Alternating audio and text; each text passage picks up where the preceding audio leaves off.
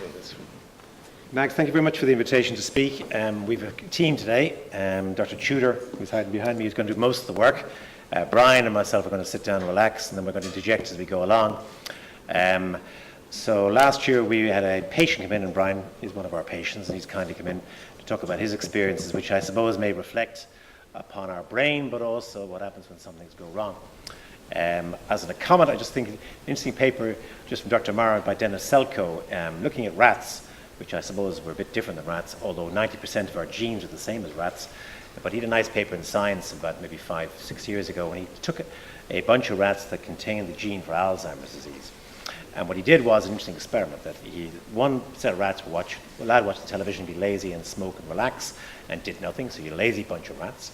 And then the second set of rats were exercise rats, and they put them on a cute little treadmill and they buzzed along. But it was kind of a boring old treadmill. There wasn't novelty or new task in it. The third set of rats, he put them in a different little treadmill and games to play each day. So they changed the environment each day and gave them new challenges, whether it was climbing up a wall or new treadmills, but they gave them different tasks. So the rats, lo and behold, this is the Alzheimer gene in these rats. The first set of rats got the Alzheimer changes, but clinically and pathologically earlier. The second set of rats delayed the onset of Alzheimer's, but they sure as hell got it. And when they looked at the rats' brains, they had the changes of Alzheimer's you see, including the amyloid protein and the tau protein. The third set of rats didn't get the changes. And his argument on that was that, yeah, exercise is important, but novelty is important as well. Now, has that been translated into humans? I'm not sure, but certainly when I see people, I recommend that they do things different and do exercise, which is a task. If we go back to study, when I went back to studying after I finished my degree a few years later after working, I found it dreadful. I was asking myself after 6 months, what am I doing trying to learn something new? But then suddenly you get this new surge of life and your brain picks up again. So we should all challenge ourselves. Exercise, absolutely. I think perhaps some novelty is good. On that note, then I'm going to shift over to Brian. Tudor. Good evening, everyone. My name is Tudor Montague, and together with Professor Lynch, we're going to help Brian tell you his story with Parkinson's disease, and which includes deep brain stimulation. So Parkinson's disease is a neurodegenerative disorder which leads to dopamine depletion, resulting in abnormal signaling within a region of the brain, within the deep brain, called the basal ganglia. And the basal ganglia is actually the brain center for automatic movement, and it helps us learn movement, and it helps us process the movement that's already been learned by way of automatic or habitual movement. So patients who have a deficit in dopamine will have issues initially with automatic movement, and we'll hear about that from Brian in a second. But then about Parkinson's disease, going back to the symptoms, they were described 200 years ago exactly this year by Dr. James Parkinson, and he described the motor cardinal symptoms of Parkinson's disease, which are motor stiffness or rigidity, slowness in movement or bradykinesia, and shake or a tremor. Since then, we gathered to know that there are non-motor features of Parkinson's disease, such as depression, anxiety, constipation, problems with swallow, problems with oily skin, which tend to be a lot more disturbing to the patients than the actual motor symptom. Moving on to usual treatment of Parkinson's disease, it's important to mention there's no cure for this condition. But there are ways to relieve symptoms, and these ways are all centered around treatment with dopamine replacement therapies, or other ways to trick the brain into thinking that it's receiving additional dopamine. There's an initial good response to these treatments, which fades with time, and I'm going to let Mr. Donovan actually tell you a bit more about that. But there are advanced therapies nowadays which include deep brain stimulation and also include treatments such as continuous dopaminergic stimulation. So going to Mr. Donovan. 2 seconds, we just come to that in 2 seconds. Tudor's highlighted the point there about movement, and I just make a comment because it echoes perhaps what Dr. Morrow was talking about. Awareness of what we do, and I'm increasingly beginning to think that actually we aren't aware most of the time. I think our brain actually runs us. I'm beginning to feel that our brain runs us and uses us until he's finished with us. Because, for example, when I'm chatting to you, I'm gesticulating. I'm not controlling my hands. My brain's doing that habitually or automatically, and that's an integral part of the brain in the basal ganglia. So it's got this habitual control center that does that business. Occasionally, we do goal-directed movement. By that I mean that we decide what we want to do. So I often think learning to drive a car is a good example. If we started off first, clutch in, out, clunking the gears, which indicator, how do you manage that? You're goal-directing, and it's really effortful, and you're doing the reverse around the corner, uphill start, all that stuff, and it's a complete disaster, and you're clunking the gears and everything. But after a period of time, we all get in the car, we just drive somewhere, and you drive home. Got home. How did I get home? I've even thought about getting home. I'm off wandering, and I'm setting down memory, as Dr. Morris wants to do, because we're vegetating as we drive along. We got into that, what was the term used for it again? Automatic pilot, you've a mode for that, was it? Default mode. We're into default mode, which is what we do. But occasionally we interject to that and do goal directed. So that's what's integral. And what's integral to that is, as Tudor's highlighted, is the dopamine chemical of our brain, which is one of the most important neurotransmitters of the brain. It is the reward chemical of our brain, by the way. So whenever we eat a bar of chocolate, oh, big surge of dopamine, yummy, I'll have some more of that. You should all be offered for Lent, by the way. So that's what goes on. That's what our dopamine does, and we do habitual automatic movement. But occasionally we interject. So, and back to Tudor. So actually back to Mr. Donnellan. He was diagnosed with Parkinson's disease in 2003, but prior to, he was 38 at that stage, and so he's quite early onset Parkinson's. When we think about the Parkinson's disease, usually diagnosed at more than 50 years of age. So I'm just going to let him tell you a bit about how he realized he had symptoms of Parkinson's and what brought him to a neurologist. I didn't actually realise I had Parkinson's. I knew I had something, but definitely not Parkinson's. My mother had been diagnosed with MS about 4 months earlier, with dormant MS a long time, and that was my biggest fear. But personally, when I was in a shower and you're having a shower, you know, like this, with this hand you have to tell us what to do. You wouldn't kind of do what you wanted to do. And when I walked with this would be a slap.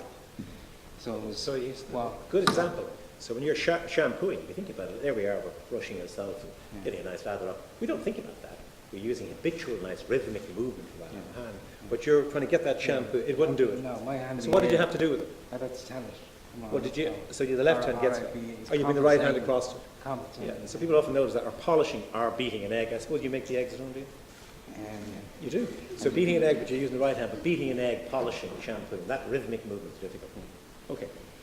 So we've a big family or whatever, and we usually go on holidays every year. And we were in Florida, and my 2 sisters who were up the back started telling my wife that watch him walking, he's walking strange. And they badgered me, but I knew there was something wrong, and I was more scared of the MS end of it. So you weren't scared of the 2 sisters? No. So what happened was, when I came back to Ireland, I actually worked in A&E in the Manor Hospital as a portal supervisor, so I confided in one of the consultants, and he referred me on to Dr. Lynch, Professor Lynch. That's all, it's an ex-professor. You decided, though, you would have to learn how to type, didn't you? Yeah. Did you get a new job? Because you learned a new task, which comes back to Dr. Morris, though. Learning a new task is difficult. Was that easy? Well, it was difficult enough. Like the right hand was grand, the left hand. Left hand wouldn't do it? No. Did you have to command the left hand? Yeah, that was the A button. What do you mean? A. When you hit A, what Type happens? A, that was it. This hand ran around the Okay, keyboard. so left hand for just A and everything was right hand. That was the way it was, you know. So that was difficult to learn that new task? Yeah. Okay. So it never went over something like 10 words a minute. So. And when you hit the A, did you get 4 or 5 A's, or you just did 1 A? Well, it all depends now, you know. Sometimes you might get stuck in 4 or 5. Yeah, so All right. it was a kind of a trial by error. Yeah.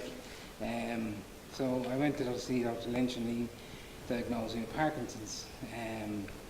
I had a few tests in this to narrow it down to Parkinson's, that I wasn't something else like MRIs and that. So we do an MRI brain to make sure that firstly his brain is there, and we did find his brain. Tumours, multiple sclerosis, strokes, all those bits and pieces you want to exclude. But it's usually normal, because Parkinson's is a microscopic problem, and the MRI is good for macroscopic things, except from some functional MRI stuff that Dr. Marr was referring to, which looks at brain function. We were doing a morphological look at the overall brain picture. The only one thing was that I was for 4 or 5 years, I was a welder for a long time, and I was taking in the fumes and the magnesium, and there is a thing called magnesium madness, which I thought maybe just to rule it out. So I had a DOT scan in James's, and that's So there's a literature about magnesium poisoning can cause a form of Parkinson's, but also the MRI scan will show that, or the bits, and we didn't find that. And we also checked for magnesium level in the bloodstream, which was no. So it was definitely Parkinson's. That was it. There was no going back. Okay. So it was high concentration of coenzyme Q, which sometimes I don't know is it still hard to. Coenzyme Q is a vitamin supplement involved in mitochondrial function. The mitochondria are the energy portions of our cells, and it's some evidence that in Parkinson's disease that the mitochondria are malfunctioning, so that there's a trend to try and use extra vitamins to boost them. Unfortunately, those studies haven't shown the benefits subsequently. Yeah. So I started on a few different types of drugs. Elderpro was the very first one. That's the one I was been longest on. So I might get Tudor maybe to fill in a bit from the viewpoint of the pills. Yeah. You were saying, because it was early 2000 or so, 2001, I think you first known symptoms, seen 2003 with the diagnosis, and then you did pretty well up to about 2008. Yeah. And then the Stalevo was added at that stage. Yeah. What difference does that make? Well, the sleeve was an excellent drug. Sorry, Stalevo is a levodopa. Levodopa gets converted to dopamine in the brain. So we're replacing the dopamine lacking in the brain by giving out the cinnamon of Stalevo. So you got that drug. Yeah, very tolerant. It was great. Happy days. What difference did it make? Well, it would give you that more energy, more. The missus notice the difference? Was he the same or was he the same? It's just the same point to me. Well, he is. And he's difficult, I know that. But aside from it, but back in 08, when he goes in Stalevo, did you notice there are the two sisters up the back, the difficult sisters at the back? Did you notice any difference when he went on that pill? Did he speed up? Was he the same? He had more energy, or was it much for much? Nuala? No, I think he did speed up for sure. He was better. Good in the beginning. Yeah. Because there was quite a gap. There would have been about a 7-year gap from initial symptoms, 01 to 08, before he went on something, which is longer than usual. So he speeded up. Well, you'd only see the doctor maybe once a year, because I can only afford that. You were very expensive. He's an expensive doctor, you know. And, He's never paid me a penny. so the Stalevo will be increased because you become not immune, but tolerant to it or whatever. So initially it works well, and then, as you said, the tolerance developed. Unfortunately, the pills become less effective. I blame the pharmaceutical companies. I won't name one in particular. That we need more new drugs, but they don't become less effective, and then new side effects crop up. Yeah, Tudor, so- what else have we got in that? So in 2010, as most people tend to develop, Mr. Donnellan developed wearing off, which is a sudden feeling of loss of movement, which developed about 3 hours after you taking the Stalevo medication. And this is actually consistent with the drop of dopamine level in the bloodstream and the brain.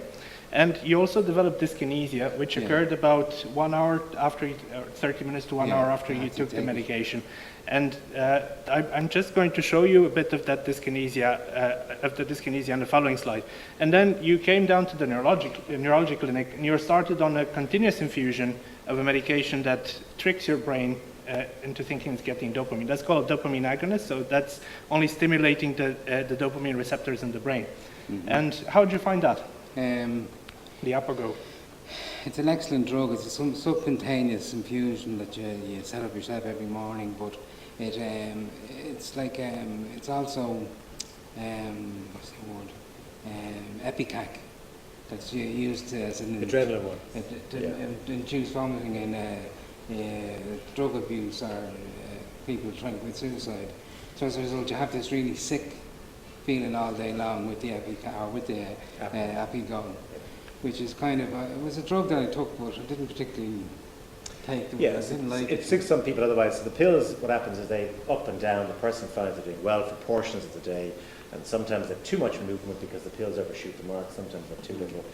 Giving the infusion, which is an injection that Brian used to put into his tummy, tape it in, hook up to a pump under his belt for 18 hours a day, and constant infusion of the drug under his skin, then you try to smooth it out. The problem is he didn't feel brilliant with it, so he didn't get a great But response. you have this kinesia. Yeah, so I think that's on that. That's when you're on the apomorphine. When you're on the Stalevo, because you're taking more and more Stalevo, the Stalevo is kicking you in, but unfortunately you get these extra movements, dyskinesia. Okay, so we might just show that video. So this is me just before I went to England. So you can see there's a lot of abnormal movements going on, a lot of extra movements. We call it the hyperkinetic movement disorder just because there's so much movement going on top of what normal is. And you're going to see him sitting down soon. and you're going to see significant movement in the hands, which actually gets worse with the movement of the contralateral arm, as you can note here. So he's just asked to put the arms up, and then he's just going to move one of the other arms, and then everything is.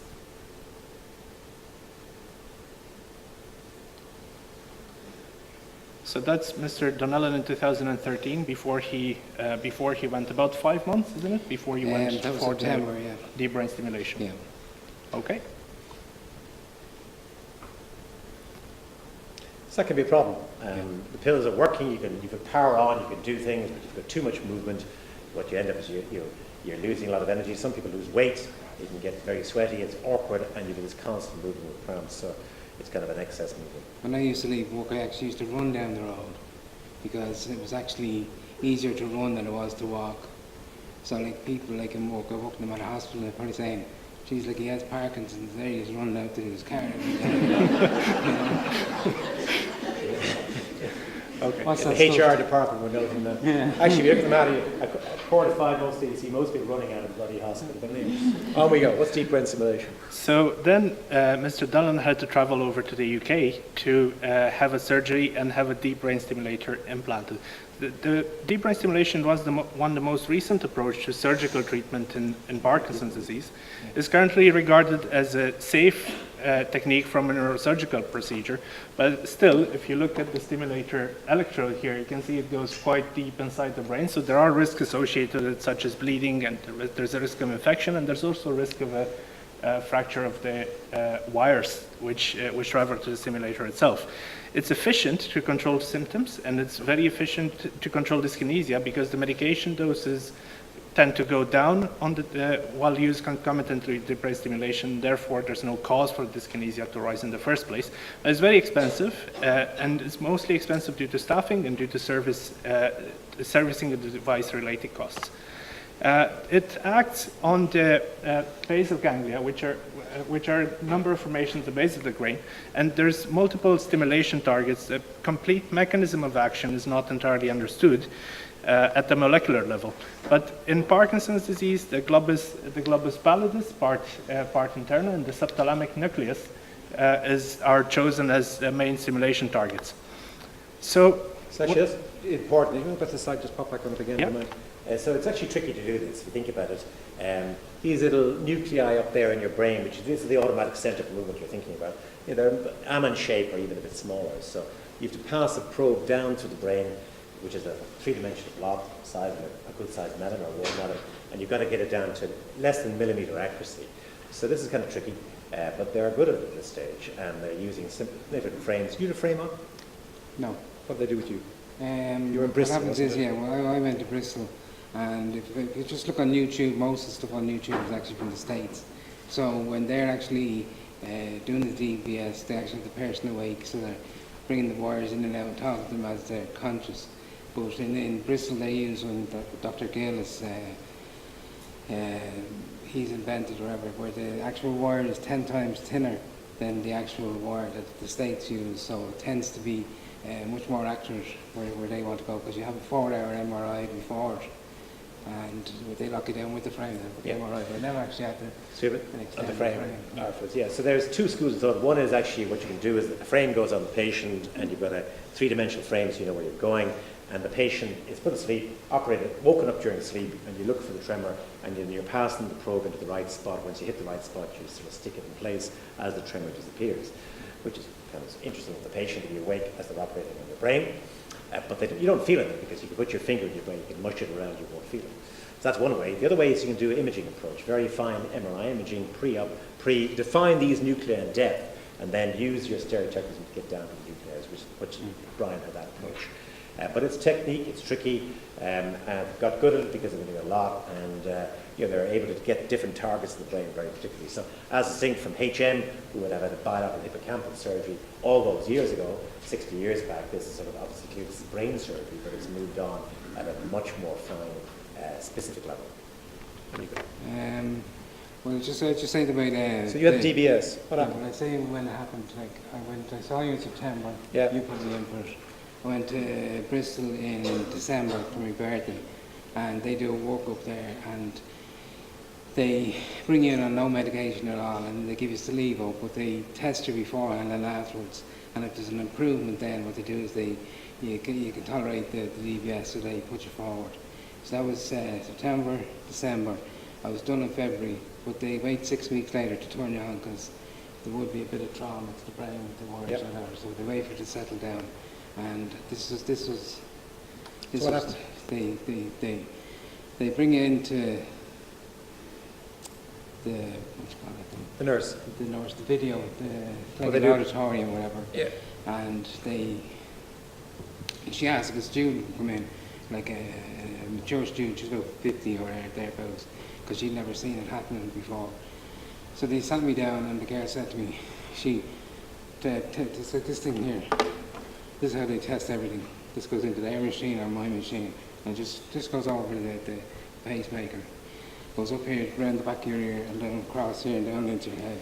So Brian would have two little burr holes, which are basically like you're going fishing in a frozen pond. The wires go down into his brain, and they come down the back of the ear, down the neck, the skin, and then come down to the pacemaker sitting into the collarbone. Yeah. So you pace the brain rather than pacing the heart. So what she said to me was, she can check that first of all, that everything is working, that all the joints, the wires together. So she said, all right. So she increased the power on you, can feel these pins and needles, and then she goes back to 1 or 2 notches. So she said to me, if you could just stand up there in the chair, and I says, yeah, and she says, what do I do then? Just stand up and then sit down again. So I stood up, and I went across the room, I went out the door, and I says, come on girls, we're going for a walk. And we walked around that building 5 times. I had no Stalevo, I had nothing, just the DVS walking on that stage.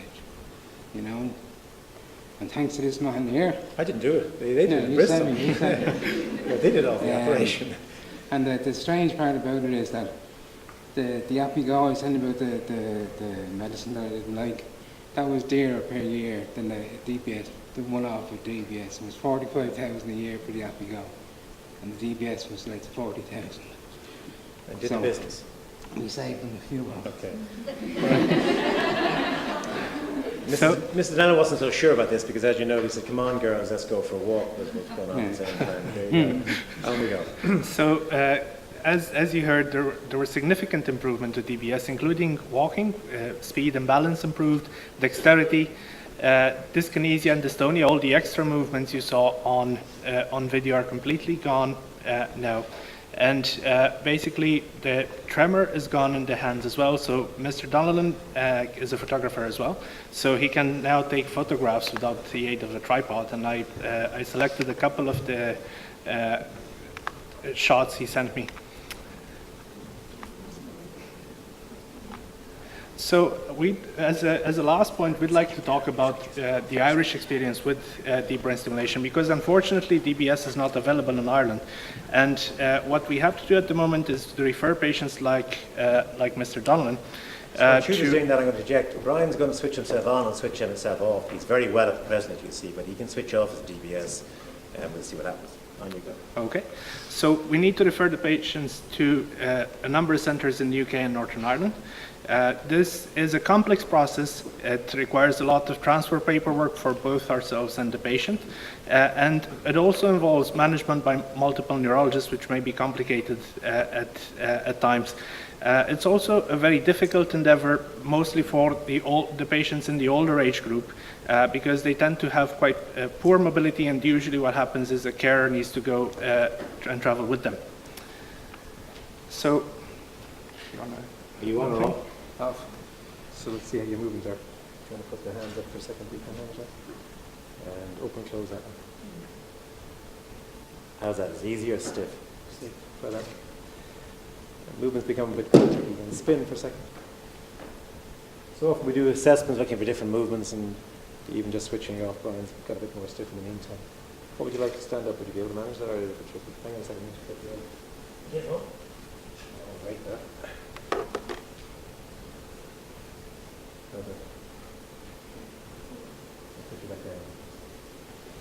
Okay, and I'll let you switch it back on again. So it's impressive. You switch it back on there, Brian. It's highly effective in certain aspects of Parkinson's, which we see people with either the tremor And dyskinesia and dystonia Brian would have, as you can see, he's got more twisted, he's difficulty when he switches it off. So it complements the pills, Brian, so it has to be on medication, but it is a highly effective therapy.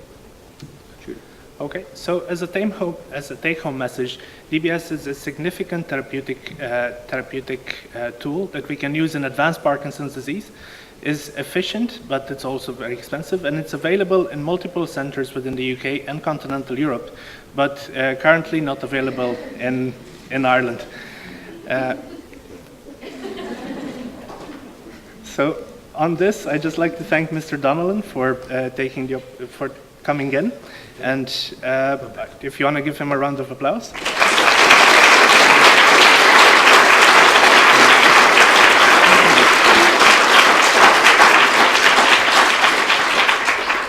And also, we'd like to thank you for the attention. If there's any questions, we're happy to take any. I think we'll have a few questions for both of the speakers now, if people have any questions.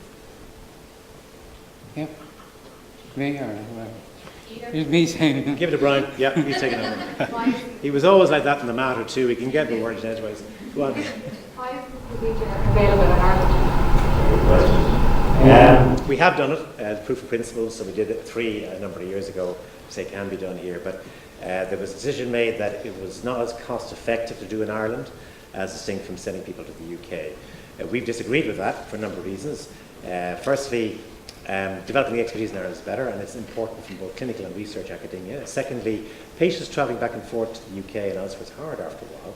I mean, Brian can cover that better than us. He's a young fella, but I've people in the 70s and 80s, and then how do they get back and forth and then over and back? And thirdly, that you end up with docs over there and docs here, and it's actually good to have a team working together. I mean, it's hard to do this across the way. So we completely disagree with that, but that was a decision made by HICO that recommended HSE, and they haven't moved on.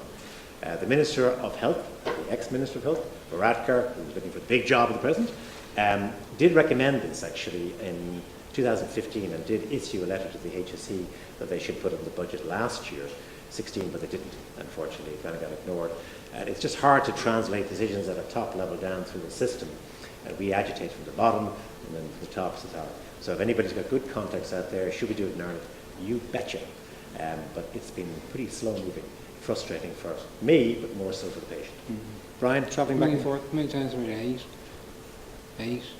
You know Bristol So well? 10 times in 3 years. Yeah, about 10 times in 3 years, which is... it's a lot. It is a lot. Like when you add it all up at the HSE, like in every patient that goes over, that I have to go over every year at least once, and I came up with the idea of, instead of bringing me over there, why don't you bring the nurse over here and have a whole week here and seeing people for, let's say, 2 hours, 2 or 4 days for a whole week, but instead of bringing the whole country over there, you know, so We had it's a the whole false country- economy. We had the old British Empire over here for a while. Maybe Brexit. Okay. So it's a no-brainer really. To give the pun. Plus, oh, that's cool.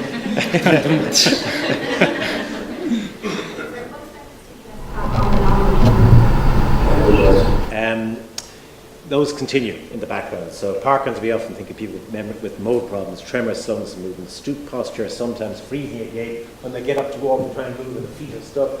Poor balance are the main motor features, but all the non-motor features are other things like constipation, bladder problems, cognitive impairment, memory problems, wild dreams at nighttime, hallucinations, sweating, yada, yada, yada. Brian actually doesn't have most of those, but a lot of people can get them, and they unfortunately go into the background because it is a neurodegenerative condition that does progress. So they don't do a huge amount for those, so it's predominantly for the motor. So do we need other therapies to stop Parkinson's and its progression, including non-motor? Absolutely. Do we have them yet? No. As an aside, before I forget, just sleep reminded me of a nice paper written about science about 6 years ago that Shane probably saw, which was looking at mice, and they asked the basic question, what happens to your brain when you sleep at night time? Which I thought about, and it was kind of a basic question, but it said, did your brain stay the same size? Did it shrink or did it swell? Hands up who says it says the same size. None. Oh, 1, 2. Hands up who says it shrinks. Handful. Hands up who says it swells.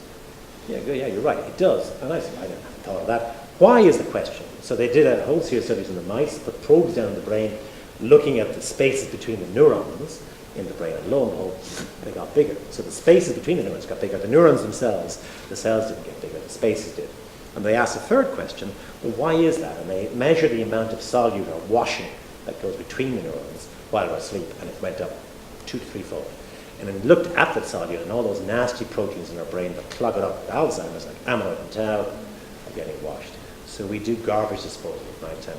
Sleep is important. And certainly for the mouse, but presumably for us. That was in the sun. Any other questions? Can DBS be used for other neurological conditions? Last slide. Good time. Yes. Yes. So this is tricky because the history of neurosurgery for brain and psychiatric conditions is a bad one, unfortunately. But this is kind of different. You're looking at really fine stereotactic stuff. So as you see from that slide above, many neurological problems, whether it's Parkinson's, it is brilliant for essential tremor. So Captain Hepburn in movies, Non Golden Pond, shaky head and shaky voice, and in the acting in between, the shaky arms. It can be quite disabling. And in her later years, Captain Hepburn was very shaky. So actually drinking a cup or buttering was very hard. It works really well for that, which is a different form of tremor. It can also work for other things like dystonia. So Christy in my left foot was all dystonic and twisted up. In actual fact, if Christy got a deep brain stimulator surgery done, he would have done quite well with that and would have got out of the wheelchair. So it can be life-changing for that. And there's an array of other things, including bad Tourette's, and tics. There's a development of that studies in that area, and obsessive-compulsive disorder, etc. The data for those things is not as strong as we have the data for essential tremor and Parkinson's, but it's evolving. Yeah. Brain injuries? Actually, I can't say I've much data on that. Other than brain injuries, sometimes can cause bad tremor. You'll see sometimes brain injuries cause what we call a Holmes tremor, named after Gordon Holmes, who was an Irish neurologist in the First World War, and that's what's called a cerebellar injury at the back of the brain, and you get a very disabling tremor of the hand, and it can be very effective for that. The problem with brain injury is often it's both brain sides of the brain are injured, so you're dealing with the damaged brain doing the surgery, and you want to be careful you don't get side effects, because there can be side effects. We had to warn this fella, 1 to 3% risk of stroke, infection, broken stuff, hardware, or sometimes slurred speech. So in brain injury, it's one it's more complex and would need a really close assessment for a particular problem like a bad tremor. Has it been used in the treatment of cerebral palsy?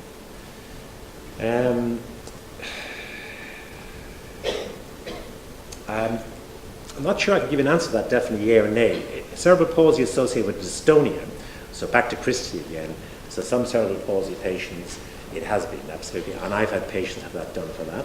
So in cerebral palsy, often an injury in either often babies in the womb, most characteristic, or sometimes just at the time of birth, and the baby has got motor problems, but often intellectually quite good. And that often can be spasms of the legs. But sometimes at the age of 7, 8, or 9, some of these children start getting dystonic posturing and twisting. That comes on later, coming back to brain maturation, as Dr. Morrow highlighted, as that brain develops, making those new connections. So we now think of the brain as a connectome. It's all about connections. How many billions of neurons are in the brain? Good question. Let me give you a question on that. Are there 5 billion neurons, 20 billion neurons, 86 billion neurons, 100 billion neurons, 300 billion neurons? Hands up, 86 billion neurons. Yeah, you're right. I skipped the rest of it, but you're right. 86 billion, I mean, that is just enormous. So millions and billions, there's a lot up there. And then the connections, each of those neurons has got thousands of connections, so they've got trillions of connections. So there's something changes in the brain development at the age of 7 or 8 with dystonia, and that can be helpful, certainly DBS in that circumstance. Data beyond that and other aspects, I'm not so sure. There's a lady with a question. Sorry, do you have Yeah, did you have a question? There are, assessments of the price of drugs and the, Yes. quality of life issues. Yes. Do all this stuff. Yeah. Say no to a lot of treatments. Comparing DBS with existing therapies for primarily, say, Parkinson's disease, can it not be established that it's less expensive, and secondly, does the patient pay for the travel? One parent is it paying The HSE pay for your flight, a flight only, that's it. If you bring a bag on the flight, you pay for the bag. If you bring anything, if you stay in a hotel, you rent a car, you pay for everything bar the flight. And as I say, my long-term illness was about 45,000 a year for the happy go. But yeah, if I went over to England and got the one-off DBS, it was 40,000 and that was it. So you're saving 40,000 a year out of the long-term illness budget. So, You know? and there's good data being done on that, and with publications showing the cost-benefit analysis, and it'll be absolutely clearly done. I think society then should discuss, I suppose, what you should do with health, what you're touching upon there, and we have a very dishonest debate about that, both in the media and frankly within politics, because we ration healthcare, and not me personally, but that's what happens. That's what we do in society. So we should use that term, that there isn't enough money in the budget to pay for everything. So we have to ration it. And then there are some tough decisions. Who deserves to get the care of the other ones? Do I think DBS is one of those ones that's a very strong cost-benefit analysis? I think so. Way more than many others. And there's publications internationally. But the actually only Western society that doesn't do it, unfortunately. So everybody else has agreed there it's worthwhile. Your last issue about north to south, that actually was what Minister Bradford recommended. He had a review, which was a proposal that the surgery be done in Belfast by my colleague, Mr. Gavin Quigley, who did them down here. He did 3 in Ireland with the matter as a proof of principle, but now he's working out there. And that the surgery be done there, but the pre-op and post-op assessment would get done by the matter and Tala as a combined group. And it was a very logical, cost-effective assessment, but unfortunately it didn't get the budget for it. So it actually would save us your tax, my tax, money, because it would cost less and better for patients less travelling. There would be a learning curve. We probably wouldn't be as good at doing it as they are as Professor Gill at Bristol. So there's a bit of that, but obviously we try and minimise that. And Quigley is very well trained, and you sort of maximise support. So Brian's point about bringing some of the experts like Oxford and Bristol who looked at that and that could be done to hold our hand to get that up and running. So it's logical financially, but the greater scheme of things, what should we do in healthcare in Ireland? We can't afford it, we have to ration it. But there is not a logical discussion about that, but that's the term they should use. I'll just give one more question, if that's okay. One more question? One here. No, it's not a question that I agree with you, we're rationing our healthcare system, but it's the real question that those who are in charge of our budget streams and health don't know how to analyse the situation with the correct statistics. It's very easy and logical for us to understand that there's an issue saving 40 grand per year. Everyone here can understand that. So is it not people who are in charge of the budget that are always making the logical decisions? And the same people in charge of the budget would tell you that they can't give wages or extra wages to somebody because that's going to cost so much.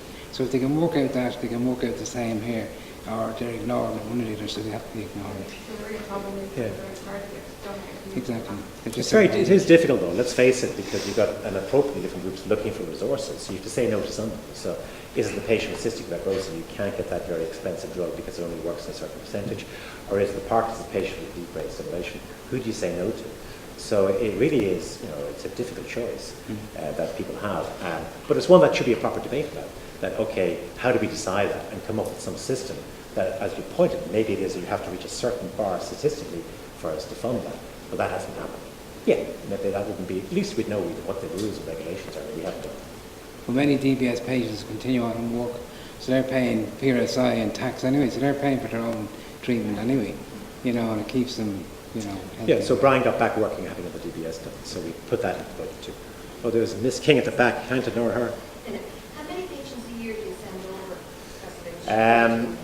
Yeah, good question. Us personally, we'd be following well over 100 patients that have done, but we might send. Tudor's forever filling out forms here. It drives them mad. What I've done is I delegated the paperwork to Tudor, which was a very good move, because the paperwork is just phenomenal. I mean, really, we're wonderful in this country producing paperwork, more and more bureaucracy. I'd say maybe, I'm going to give a guesstimation, maybe about 15, 20 at the most, but all nationally there'd be more than that. There'd be 50, maybe 50, 60. So there's enough business to get a unit to be done properly and at a proper quality level. Folks, we might leave it there this Can I evening. just say one thing? Can I just say- Yeah. It doesn't matter whether the DBS, how much it costs, or the drugs, or what's wrong with you, or everything. There's only one way it'll work, and that's if you have good home support. And my wife over here, Geraldine, is the best. 2 sisters up the back there, and my 2 daughters as well on the outsides. So I just have to wait until